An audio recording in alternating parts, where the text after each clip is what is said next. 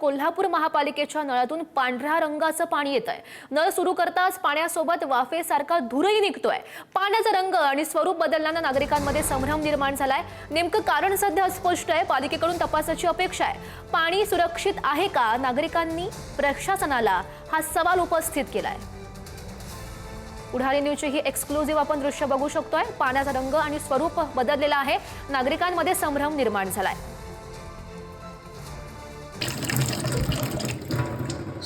हे आज कोल्हापूरमध्ये अशा प्रकारचं दुधाळ असं पाणी यायला लागले। हा फ्रेश पाण्याचा नळ आहे आणि हे वरचं टाकीच आहे। तर हे असं इथं दिसाले। मी आता बाहेर जाऊन पण चेक करतो, तिथे पण अशाच प्रकारचं पाणी येतं आणि यातनं वाफा पण यायल्यासारखं यायला तर होय काहीतरी ॲसिडिक असं पाणी असल्यासारखं काहीतरी वाटायला आणि हळूहळू हे क्लिअर होते। आता आपला बाहेरचा नळ आहे, इथे पण बघा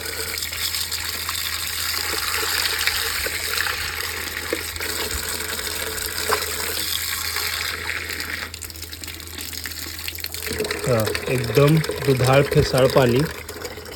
नक्की हा काय प्रकार आहे समजत नाही। यातून फेस पण येतोय, म्हणजे धूर येतोय यातून अक्षरशः। ते कसलं पाणी आहे मला पण काय आयडिया नाही, पहिल्यांदाच असं काहीतरी मी बघतोय।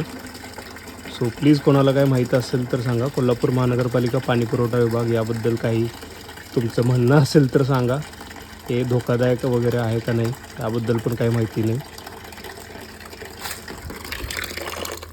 शिकूया AI ची क्रांती, चला करूया MSCIT।